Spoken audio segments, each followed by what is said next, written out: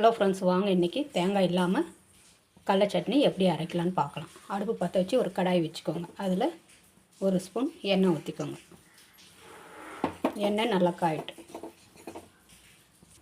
இப்போது இதில் ஒரு பெரிய வெங்காயம் இந்த மாதிரி கட் பண்ணி சேர்த்துக்கோங்க. நைட்டாக அரைக்கணும்னு இல்லை ஃப்ரெண்ட்ஸ், நீங்கள் பாதி நாளாக கட் பண்ணி கூட இதில் சேர்த்துக்கலாம். உங்களுக்கு எந்த மாதிரி ஊற்றி சேர்க்கணும்னு தோணுதோ அந்த மாதிரி அரைச்சி இதில் வதக்கணும். இதுலேயே காரத்துக்கு ஏற்ற பச்சை மிளகாவை சேர்த்துக்கலாம். உங்களுக்கு தேவையான பச்சை மிளகாய் சேர்த்துக்கலாம். இதுலேயே ஒரு 3 பல் பூண்டு சேர்த்துக்கலாம். ஒரு பாதி வதங்கினா போதும்.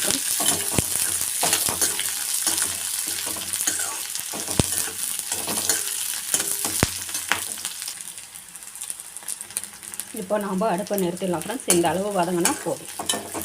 இப்போ இதுலேயே நாம் சட்னிக்கு தேவையான அளவு உப்பு சேர்த்துக்கலாம். இது ஆறட்டும் ஃப்ரெண்ட்ஸ். இப்போ ஒரு சின்ன ஜார் எடுத்துக்கோங்க ஃப்ரெண்ட்ஸ். அதில் ஒரு பெரிய ஸ்பூனில் 4 ஸ்பூன் வறுத்த கடலையை சேர்த்துக்கலாம். இப்போ இதுலேயே நம்ம வதக்கி வச்சுருக்கிற வெங்காயத்தையும் நாம் சேர்த்துக்கலாம்.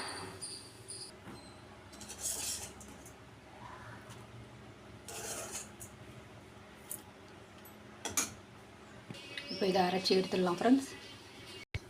இப்போ இந்த மாதிரி நைஸாக அரைச்சி எடுத்துக்கோங்க ஃப்ரெண்ட்ஸ். இப்போ இதுக்கு ஒரு தாளிப்பு கொடுத்துடலாம்.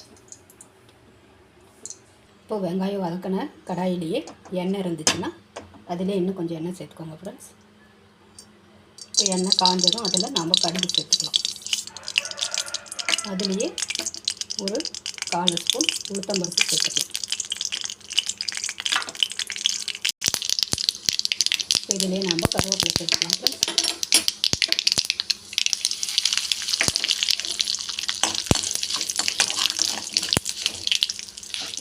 அவ்வளோதான் ஃப்ரெண்ட்ஸ். இப்போ இதை அடுப்பு நிறுத்திட்டு நாம் இதை தாளிச்சது சட்னியில் ஊற்றிக்கலாம்.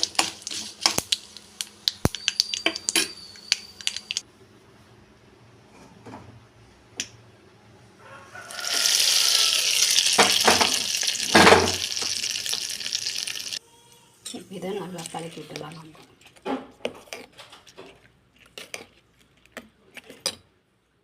இப்போ ஜார்லேயே கொஞ்சமாக தண்ணி ஊற்றி அலசி இதில் நம்ம சேர்த்துக்கலாம்.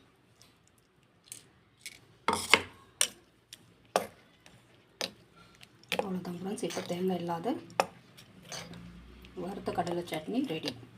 இது இட்லி தோசைக்கெல்லாம் ரொம்ப நல்லாயிருக்கும் ஃப்ரெண்ட்ஸ். செஞ்சு பாருங்கள். செஞ்சு பார்த்துட்டு கமெண்ட் பண்ணுங்கள், ஷேர் பண்ணுங்கள், சப்ஸ்கிரைப் பண்ணுங்கள், லைக் பண்ணுங்கள். நன்றி, வணக்கம்.